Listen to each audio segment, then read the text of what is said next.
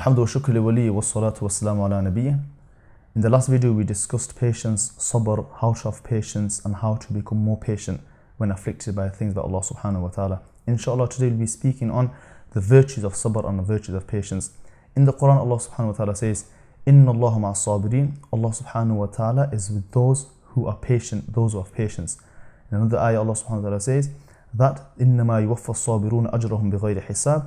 Those who have patience will be given their reward بِغَيْرِ حِسَابٍ, without being held to account.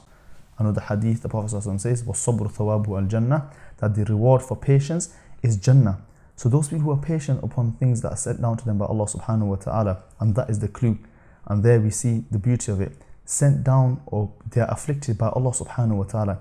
If Allah subhanahu wa ta'ala decides to afflict a person, then that means Allah subhanahu wa ta'ala knows that this person can handle it. Allah says in the Quran himself, لا يكلف الله نفسا إلا وسعها.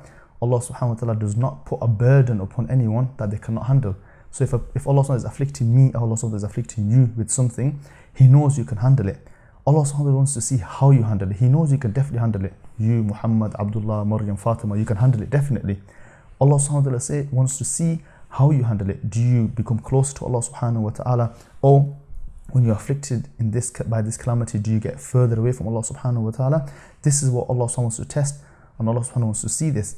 If a person has patience upon what Allah subhanahu wa ta'ala has afflicted him with, then Allah says he will be given his reward without being held accountable, or his reward will be Jannah. Allah subhanahu wa ta'ala is with the ones who are patient. Or if a person does the opposite of Allah subhanahu wa ta'ala takes away somebody beloved to me, and I start saying, oh Allah, why do you take him away? Could you not take anybody else, etc.? These are words, these are kalima kufr. In reality, these are words and these are phrases of kufr. If a person was to say, oh Allah, why do you not see anybody else? Which is normal in the Asian community when somebody passes away, to say, oh Allah, was there nobody else you could take? Was it only my son that you could take? Was it only my family that you could take someone from? So we need to be very careful what we utter and what we say. Allah says in the Quran again, with regarding the virtues of those who are patient, Allah says, الذين إذا أصابتهم مصيبة قالوا إنا لله وإنا إليه راجعون أولئك عليهم صلوات من ربهم رحمة وأولئك هم المهتدون. That those who are patient, for them there are 3 rewards. Allah mentions 3 rewards specifically. أولئك عليهم صلوات من ربهم. These people have blessings from Allah subhanahu wa ta'ala. They have the blessings from Allah subhanahu wa ta'ala, meaning Allah subhanahu wa ta'ala will accept their dua. وَرَحْمَةً, they have mercy from Allah subhanahu wa ta'ala. And thirdly, وَأُولَٰئِكَ هُمُ الْمُهْتَدُونَ, these people will be guided by Allah subhanahu wa ta'ala. So if a person wants guidance, every single Muslim wants guidance. Every single Muslim wants to enter into Jannah. Every single Muslim wants to stay away from the fire of hell. And this will only happen if a person is on guidance. If a person wants to be on guidance, then he asks Allah to guide him, and he asks Allah for patience, and he actually tries to act upon this. Allah says in the Quran as well, how does a person bring patience into himself? Allah says that those people, استعينوا بالصبر والصلاة, that you seek Allah's assistance through being patient and through salah.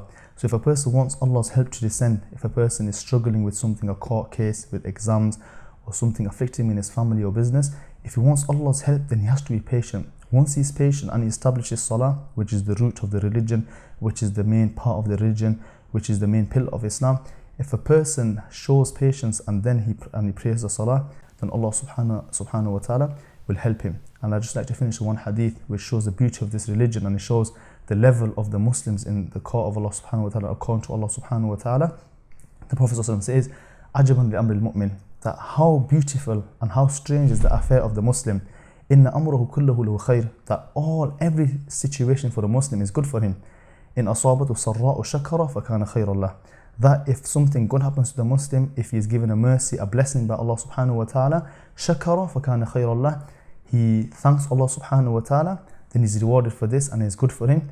When أَصَابَتُ ضَرَّاءُ صَبَرَ فَكَانَ خَيْرًا لَهُ, and if something bad happens to him, or if an affliction comes upon him, or a calamity, and he has patience and he thanks Allah subhanahu wa ta'ala that is not as severe as something else, or it brings him closer to Allah subhanahu wa ta'ala, then this is also good for him. And remember what the scholars also always say, that a calamity that brings a person closer to Allah subhanahu wa ta'ala is better than a blessing that takes a person further away from Allah subhanahu wa ta'ala.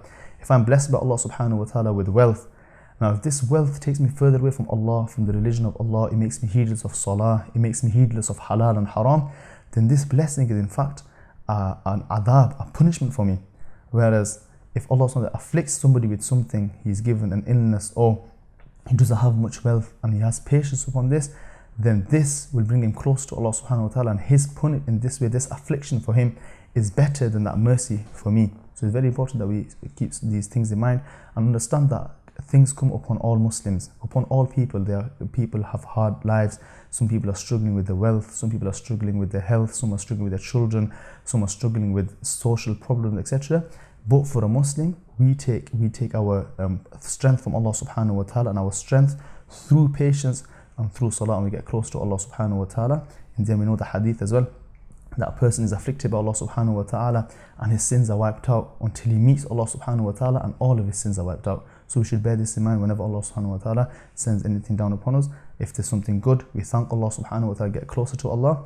And if it's something which is a calamity for us, or something which is hard for us, a hardship, then we use this again to have sabr, patience, and thank Allah subhanahu wa ta'ala. Again, that is not as severe as it could be, a severe something else, and we get close to Allah subhanahu wa ta'ala through this. Inshallah, in the next video we'll be speaking on sidq, truthfulness. So join us then. Assalamu alaikum wa rahmatullahi wa barakatuh.